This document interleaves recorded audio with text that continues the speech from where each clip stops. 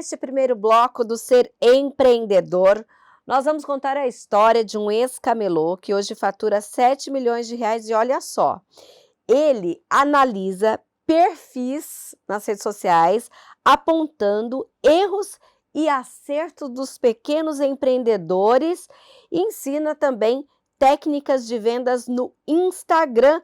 Maurici, como é isso? Ganhar dinheiro apontando o erro dos outros? Me fala. Oi, Mirna, tudo bem? Agora eu fiquei até sem graça. Na verdade, eu trabalhei como camelô, fiquei muitos anos trabalhando na Santa Ifigênia, numa lojinha bem pequenininha. Fui terceirizado do Facebook, do Google, me formei em propaganda e a gente ficou especialista em entender quais são os problemas e as oportunidades dos canais de vendas dos clientes, logo o Instagram. E aí a gente montou um sistema de análise de perfil, onde a gente vê o que ele está fazendo de errado e sugere as oportunidades para eles venderem. E dá muito certo. A gente tem aluno que faz mais de 100 mil reais por mês vendendo nas Olha. redes sociais. Mas como surgiu essa ideia? Foi a partir da... Você chegou a detectar que tinha muita coisa que a pessoa, olha, ela falou aquilo, foi aí que ela perdeu a venda. Ó, ela fez isso, foi aí que a pessoa se sentiu desestimulada em comprar o produto e não analisou o produto. Como foi que surgiu essa ideia? Eu tenho muito essa ideia de que a venda, mesmo na internet, tem muita relação com a venda física, desse olhar no olho, dessa conversa, desse bate-papo. E, ao mesmo tempo, a gente vê que se consolidou essa ideia dos blogueiros e dos influencers que estão ali todo dia mostrando as suas vidas. E aí, o que a gente parou e pensou? Pô, será que essa loja que só fica mostrando foto de produto, sem nem colocar preço, tudo errado para o Procon também, né? Sem colocar preço, parcelamento, sem mostrar os diferenciais, sem quebrar a objeção. Tem tanta coisa que precisa ser feito. E a gente começou a analisar o perfil dos alunos, a gente tem mais de 90 mil alunos, para tentar acelerar os negócios deles. Quando a gente viu que deu muito certo, a gente transformou isso em um produto nosso, faz muito sucesso, a gente tem mais de 2, 3 mil visualizações nessas lives, fila de espera de mais de 500 nomes por dia. Maurici, mas aí você teve essa expertise e usou a experiência lá na lojinha da Santa Ifigênia, em que momento que deu para unir tudo isso nessa receita de sucesso? Eu acho que desde o começo eu sempre fui um vendedor camelô, que puxa o cliente para a loja, que eu acho que promoção tem que fazer barulho. Eu até não me conecto tanto a esses perfis super premium, onde é tudo bem classudo. Eu gosto de varejo mesmo. Então eu percebi que. E quando a gente para analisar as grandes lojas, a gente vê que grandes redes todas têm essa pegada também, né? Vergonha não paga boleto. É verdade, até porque você falou de algo importante. Apesar dessa comunicação ser feita nas redes sociais, esse olho no olho com o cliente, quando alguém está vendo ali a tela do celular ou do computador, ele quer sentir como se aquela mensagem fosse para ele, é isso? Com certeza. Eu tenho uma aluna que faz faxina fazendo stories, mostrando, sabe, o dia a dia inteiro dela. O filho dela fez besteira, só o marido brigou com o marido e mostra tudo. E isso só conecta mais, porque a gente tem que estar o quê? Quando a pessoa pensar em comprar um produto, ela vai lembrar de mim. Como que ela vai lembrar de mim? Se eu for presente sempre na vida dela. E outra coisa importante, eu pago mais caro numa loja em que eu gosto do dono. Se eu confio no dono, se eu gosto do dono, eu pago mais caro. Porque a gente mesmo, eu lá na Santa Ifigênia, vendia produtos mais caros por conta de segurança, por conta de tempo no ponto, por conta de credibilidade, pelos próprios salários dos funcionários serem maiores. E as pessoas compravam da gente, e não do cara que vendia barato, mas zero confiança. Sim. Você mencionou aí um exemplo dessa sua aluna que mostra a rotina dela. Em que momento, então, o consumidor, até para ser uma dica para outras pessoas que fazem do Instagram sua vitrine, em que momento o consumidor não está interessado em ver só aquele produto da venda? Ele quer ver algo mais daquela pessoa que tem aquela loja no Instagram, porque tem gente que acaba postando sempre só os seus produtos ou serviços oferecidos. Mas você falou, por exemplo, de postar a rotina. Eu acho que o dia todo, todos os dias, as pessoas são pessoas. As pessoas não são movidas ao consumo 24 horas. Em 24 horas.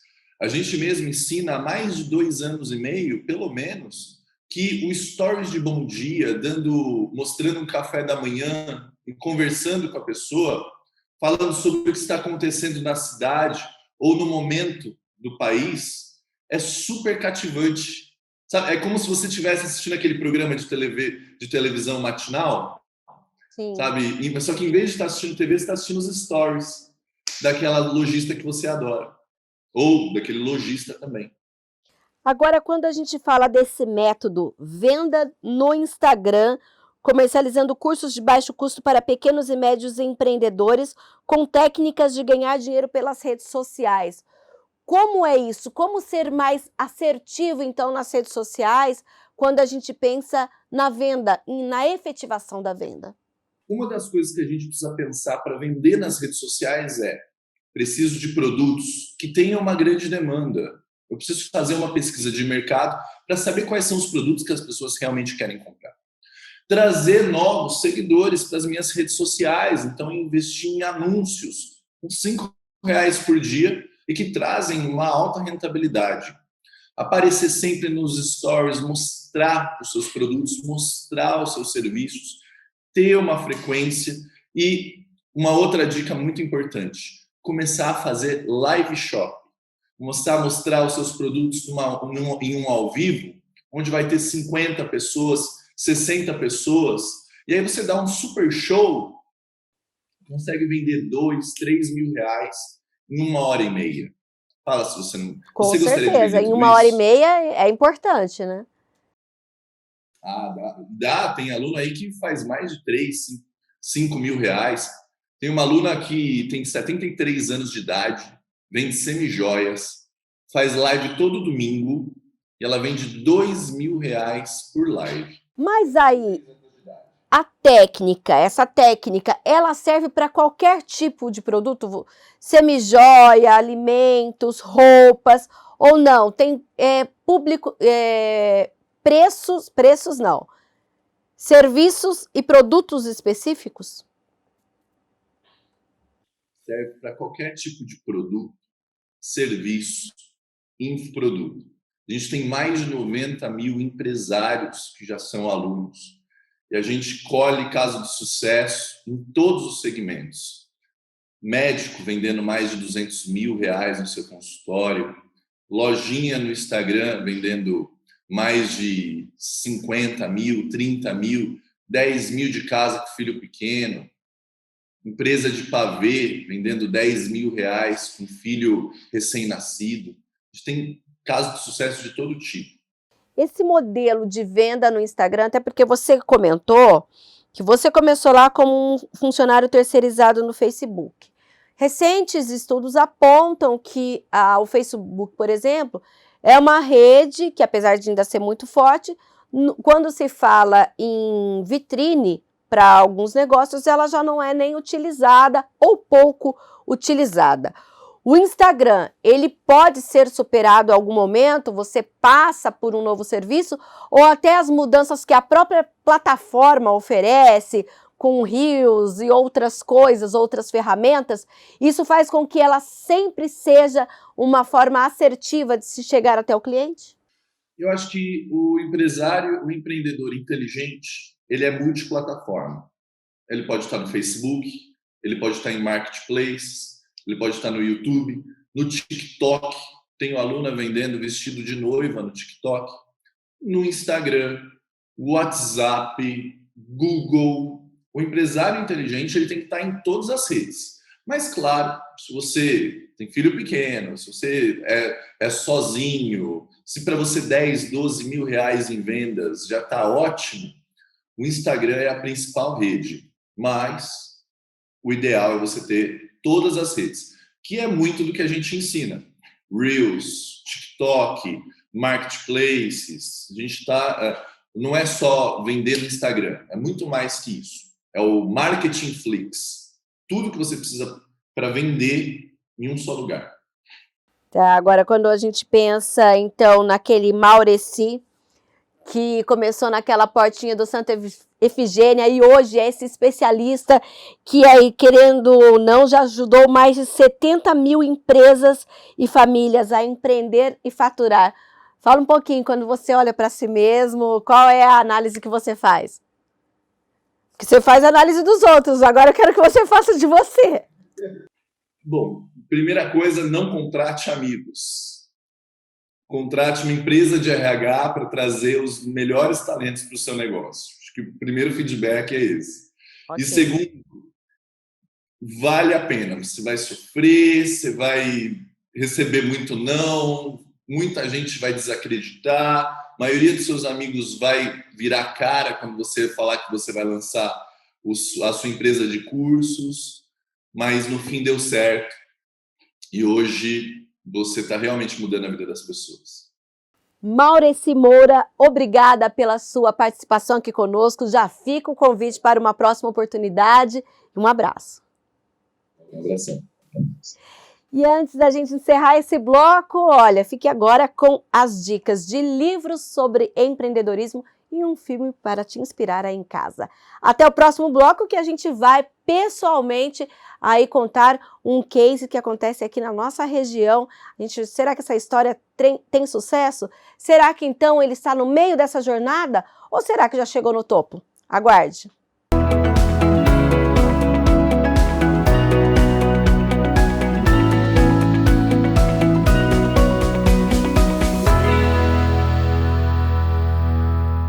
E a primeira dica de hoje é o livro O Lado Difícil das Situações Difíceis. Como construir um negócio quando não existem respostas prontas. Traduzido por Marcelo Brandão Cipolla, o autor, Ben Horowitz, um dos empreendedores mais respeitados e experientes do Vale do Silício, conta a história de como ele mesmo fundou, dirigiu, vendeu, comprou, geriu e investiu em empresas de tecnologia, oferecendo conselhos essenciais e normas de sabedoria prática para ajudar os empreendedores a resolver os problemas mais difíceis, aqueles de que as faculdades de administração não tratam. Seu blog alcançou um público dedicado de milhões de leitores que passaram a confiar no autor para ajudá-los a gerir suas próprias empresas. Ele, que é um grande fã de rap, ilustra as lições empresariais com letras de suas músicas favoritas e fala a verdade nua e crua sobre os assuntos mais espinhosos, desde como demitir um amigo até saber o melhor momento para vender a empresa. A Startup Enxuta, como usar a inovação contínua para criar negócios radicalmente bem-sucedidos. Traduzido por Alves Calado, o livro de Eric Ries reúne histórias reais e exemplos de empresas que se transformaram ao implementar esse modelo revolucionário.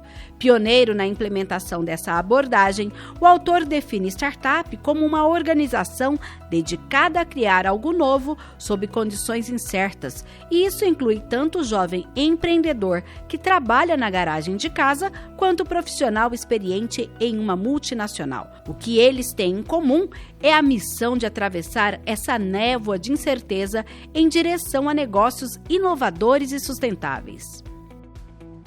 Hora de falar de filmes, e aí vai um de 1941, mas que o enredo é mais atual que nunca. Cidadão Kane. Sucesso de crítica, a obra retrata o preço da ambição desmedida do magnata Charles Foster Kane, O personagem começa a vida na pobreza e sem qualquer atenção, o que desperta o desejo de melhorar sua condição e prestar um serviço social relevante.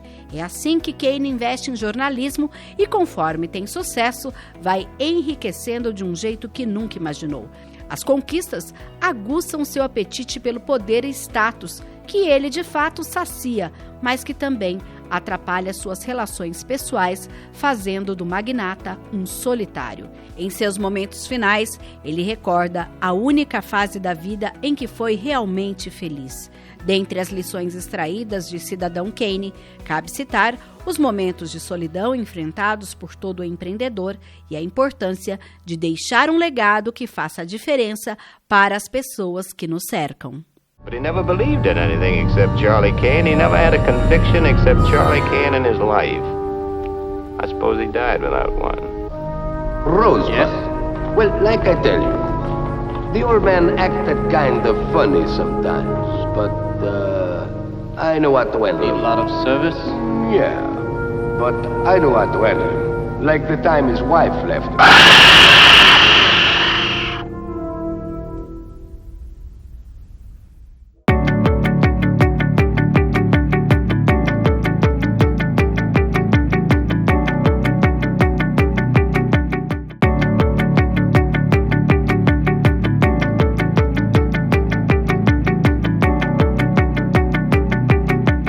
Herdar um negócio familiar pode ser um grande desafio para os herdeiros que passam a lidar com algo próspero e que precisam de perfil como empresários com algumas características peculiares, tais como visão comercial, estômago para correr riscos, capacidade de liderança, espírito de iniciativa e tirocínio para negócios. Mas quando se herda um negócio cheio de dívidas e talvez não seja possível perpetuar a empresa da família, o empreendedorismo é, no fundo, uma jornada solitária que não se aprende nos bancos escolares, mas inúmeras vezes mergulhar nesse universo é o caminho para dar uma guinada, virar a chave. Neste contexto, o crescimento do e-commerce, o chamado B2B, que de acordo com um estudo realizado pelo Grandview Research, empresa especializada em pesquisa de mercado, terá um crescimento anual de 19,7% entre 2022 e 2030.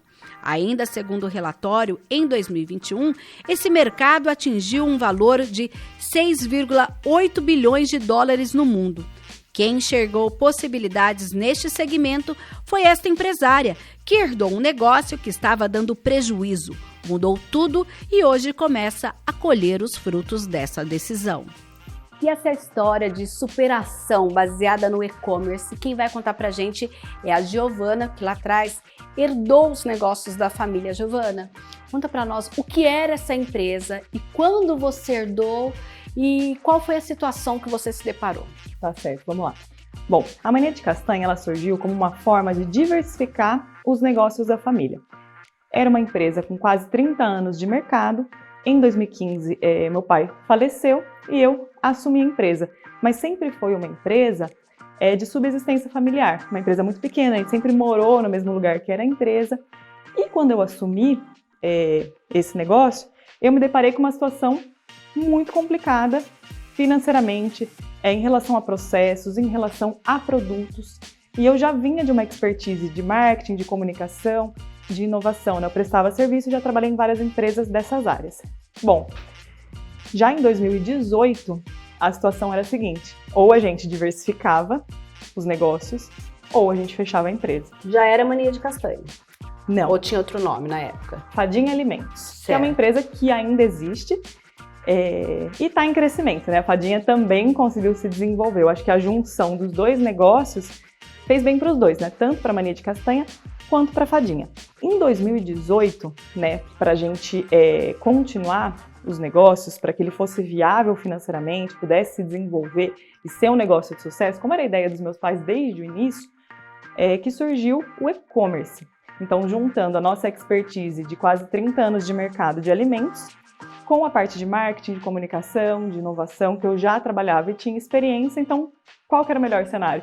Vamos juntar tudo isso e fazer um e-commerce de alimentos saudáveis e naturais. O e-commerce é uma grande tendência mundial, né, que foi impulsionado pela pandemia, e os alimentos saudáveis, né, alimentos a granel, alimentos naturais, também. Então, quando a gente junta essas duas coisas, faz muito sentido, ainda mais dentro do nosso cenário, que é já vir de uma pré-experiência em relação a esse mercado. Agora, quando você modelou esse negócio, olha, vamos trabalhar então com produtos naturais, a granel, isso você ainda não tinha, ninguém tinha nem imaginava o cenário de uma pandemia. Você estava em que processo quando veio a pandemia e o que aconteceu nesse tempo? Tá, vamos lá. Em 2018 e 2019, foram os 2 primeiros anos da Mania de Castanha, foram 2 anos em que a gente não tinha grandes investimentos para fazer. Então, a empresa, ela começou, mas de uma maneira bastante tímida, não tinha investimento em marketing, divulgação, em divulgação da marca. Então, foram 2 anos, inclusive, que eu utilizei para me aperfeiçoar na área de e-commerce. Eu fiz muitos cursos, conversei com muitas pessoas, procurei me desenvolver e entender mais sobre essa área. A partir de 2020, quando veio a pandemia, primeiro, a gente já estava num estágio de maturidade um pouquinho mais avançado, porque foram 2 anos entendendo o mercado, pesquisando, se desenvolvendo, trabalhando em relação a produto, desenvolvendo fornecedores, participando de eventos. Veio a pandemia, foi bem na época que a gente já estava maduro e começamos a trabalhar com os anúncios. E aí o nosso faturamento mais que quintuplicou logo no primeiro mês, porque a gente juntou a parte do e-commerce que estava em alta, com a nossa maturidade, com a chegada da pandemia, e a gente se mostrou para o mercado realmente nesse momento da pandemia. Vocês tinham quantos colaboradores e quantos vocês têm agora? A gente tinha na época 3 colaboradores, hoje a gente tem 6 colaboradores fixos da empresa. E quando a gente pensa nesse processo que quintuplicou na pandemia, a gente ainda está convivendo com a Covid-19 em um outro aspecto. E depois dessa tida normalização, esses negócios se mantiveram no mesmo patamar? Eles tiveram alguma queda? Como que está esse mercado hoje? Bom, depois desse crescimento acelerado, né, impulsionado pela pandemia, realmente foi o momento de estagnar, né? As pessoas voltaram à vida relativamente mais próximo do normal possível. E os e-commerces têm que cada vez mais se reinventar, que é o momento que a gente está hoje, né? Hoje a Mania de Castanha está num momento de mais um salto de desenvolvimento na empresa. A gente está participando, inclusive, de um programa de aceleração da Venture Hub aqui de Campinas, que nos abriu os olhos, está nos ajudando no desenvolvimento de produto, de fornecedor, boas práticas de fabricação, inovação, que são aspectos fundamentais para que qualquer empresa consiga se desenvolver. Então a gente sabe, a gente está tem muito claro isso, que a gente só vai se desenvolver se a gente buscar conhecimento e melhorar os nossos processos cada vez mais. Senão esse boom que a pandemia nos deu, né, e deu para vários e-commerces, ele já está passando, né, já passou, e só vai realmente conseguir crescer a partir de agora quem investir em conhecimento, desenvolvimento e fazer a empresa cada vez melhor. Desde quando vocês começaram nesse processo lá na Venture Hub, eu queria que você falasse da importância e que tipo de ressignificar acontece a partir do momento em que uma empresa, no caso de vocês focada no e-commerce, ela passa então a, digamos que, refazer a rota. Bom, vamos lá. Eu acho que é muito importante a gente entender que ninguém faz nada sozinho, né? Então, principalmente empreendedores, pequenos empreendedores como eu, a gente acaba ficando muito imerso dentro do negócio e acaba não olhando tanto para fora, né? Então, a gente tem que ter esse mix de comportamentos e habilidades, né? Saber olhar tanto para dentro da empresa quanto para fora. Quando você passa por um programa de aceleração, como foi o nosso caso, você abre os olhos para outras coisas. Então, por exemplo, a gente está em parceria com o Itaú para desenvolvimento de produtos, né? A gente fez mentorias com inúmeros profissionais extremamente gabaritados da área, inclusive na questão das castanhas, né? Via o programa de aceleração, a gente teve um contato muito próximo com a Embrapa, que está nos ajudando na questão do fornecimento das nossas castanhas, porque existem vários tipos de castanhas e vários fornecedores de castanha. Então, como identificar quais são os melhores? Porque o nosso objetivo é oferecer produtos diferenciados. Sim. E para isso a gente tem que ter conhecimento. Então, eu acho que esse tipo de programa nos leva a esse lugar, de ter aonde buscar conhecimento qualificado e não cair na armadilha de ficar dentro do negócio, no operacional. Porque quando a gente só olha para o operacional, o negócio não vai crescer. Tem que olhar para o operacional e tem que olhar para o estratégico lá na frente. Onde a sua empresa vai querer estar daqui 5 anos, daqui 10 anos. Isso tem que estar claro. Então, o programa ele traz essa clareza. Um ponto importante também para a gente, em relação ao programa de aceleração, foi assim, qual que é o seu modelo de negócio? Você tem isso claro? Né? Eu posso falar assim, eu sou um e-commerce de alimentos saudáveis. Mas qual é o seu diferencial? Porque tem vários e-commerces, né? A pessoa pode comprar no seu e-commerce, pode comprar no mercado, pode comprar numa loja, mas qual é o seu diferencial? Qual que é o seu modelo de negócio? Aonde você é o melhor? Aonde você vai se destacar em relação à concorrência? Isso tem que estar muito claro pro empreendedor, que às vezes é uma dificuldade, né? Então você acha que você tem um modelo de negócio, né? Uma empresa que, não, mas minha solução é essa. Tudo bem, mas aonde está o seu diferencial? Isso você tem que encontrar. Você que passou por esse programa de aceleração, essa resposta, você já encontrou ou você ainda está procurando? Já encontrei, mas eu sei que é uma resposta que eu nunca vou encontrar, porque quando a gente falar, meu negócio é esse, é só esse, você para de evoluir. Então você tem que olhar, falar, cheguei aqui, encontrei meu modelo de negócio. E a partir disso, continuar evoluindo, mas sempre dentro de uma linha mestra. Então a gente encontrou sim, mas já olhando na frente. Sim, quando você participa de um programa como esse, por exemplo, se chegou já a ter alguma medida de dizer, olha, eu tive esse esclarecimento, essa clareza, eu vou, por exemplo, trocar um fornecedor ou tomar uma outra medida mais drástica que você até então não tinha tido esse olhar? Olha, eu acho que o principal ponto em relação a essa clareza dos nossos negócios foi o nosso foco em ser uma referência na venda, na distribuição de oleaginosas, de castanhas. A gente se colocava até então como um e-commerce de alimentos saudáveis e naturais, né? Apesar do nome ser Mania de Castanha, por oferecer uma vasta gama de castanha, mas o nosso posicionamento em relação ao mercado é esse. Nós somos uma empresa de alimentos saudáveis e naturais, mas o nosso foco total é castanhas e nós queremos ser reconhecidos por isso. A partir disso, sim. Buscamos novos fornecedores, alguns saíram, outros entraram e também uma parte muito importante que é desenvolvimento de produto.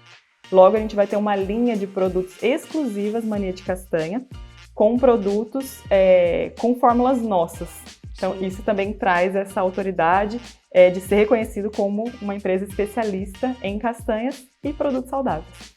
Você se deparou com uma situação, né, não agradável no que diz respeito à questão financeira, jurídica, e você está falando bastante da Mania de Castanha, mas já falou para nós que a outra empresa também está se reestruturando. Fala um pouco da empresária que tem que também cuidar da outra empresa, ou vocês dividiram, como que está a organização de tudo isso aqui? Em relação às empresas hoje, eu sou uma única sócia, então eu tenho toda a gestão, tanto operacional quanto estratégica, eu cuido das duas empresas. Lógico que eu tenho um time, conto com alguns consultores, né, escritórios, o programa de aceleração também entra nesse formato, né, para nos ajudar na estruturação do negócio, então é isso. E você pensava que um dia a Giovana, que foi lá, que fez a faculdade, que fez tantas especializações, hoje estaria à frente da empresa da família? Não imaginava. Eu não imaginava. Eu acho que a vida às vezes leva a gente por caminhos que você não são muito claros e não são muito óbvios, né? Eu fui uma pessoa que eu fiz uma faculdade de jornalismo, trabalhei vários anos com comunicação, trabalhei com inovação, trabalhei com marketing. Quando eu vim em 2015, apareceu essa questão da empresa familiar, assumi, e hoje eu estou na área de e-commerce, amando a área, eu acredito muito nessa área. É algo que eu penso em me desenvolver ainda mais, inclusive na parte de ajudar outros empreendedores, né, a partir de consultorias e mentorias e outros tipos de coisas. E o que eu falaria para aquela Giovana lá de 2015 é o que eu falaria para qualquer empreendedor, porque tendo passado por todo esse processo, né, todos esses anos, o empreendedor ele tem que ter uma coisa muito clara na cabeça. As coisas não são rápidas, as coisas não são fáceis, e o caminho do empreendedorismo, para mim, se mostrou 1000 vezes mais desafiador se eu tivesse continuado no meu caminho como uma profissional trabalhando de carteira assinada, né? O empreendedor, ele tem uma gama de responsabilidades que muitas vezes as pessoas enxergam o empreendedor como uma pessoa que tem muita liberdade, né? O empreendedor tem muita liberdade de horário, ele faz o que ele quiser, ele toma decisão. Mas eu posso te dizer com propriedade que eu nunca tive tantos chefes na minha vida. Os funcionários, o gerente do banco, meus fornecedores, meus clientes. Eu estou sendo demandada a todo momento. Tem que dar satisfação para todo mundo. Tem que dar satisfação para todo mundo. Então é uma grande ilusão achar que você vai trilhar um caminho do empreendedorismo para ter uma vida mais fácil. Muito pelo contrário. Eu tenho certeza que a minha vida seria muito mais fácil se eu estivesse trabalhando numa empresa. Eu poderia tirar minhas férias, né? Se eu não estivesse feliz, eu poderia simplesmente trocar num movimento muito mais fácil do que você trocar de empresa quando você tem uma empresa. Enfim, então essa questão de entender que a gente não pode romantizar o empreendedorismo, né? O empreendedorismo, ele tem que ser visto com muita responsabilidade. Então, se você vai pegar e vai colocar todas as suas fichas naquilo, o que vai acontecer se o negócio quebrar? Isso é uma coisa que as pessoas não falam, que as pessoas não pensam, às vezes até um tabu entre os empreendedores, porque a gente é muito apaixonado pelo nosso negócio, a gente não pensa que vai quebrar. Mas e se acontecer? O que você vai fazer? Você vai pro buraco, sua família vai pro buraco, você vai perder suas coisas, você não vai conseguir nada além, o que vai acontecer? Então você tem que ter muito claro, tem que ser muito racional e juntar a paixão com a racionalidade é a receita do sucesso para o empreendedor. E aprender sempre. E aprender sempre, não pode estagnar, porque o mundo está em constante mudança, se a gente ficar parado, acabou.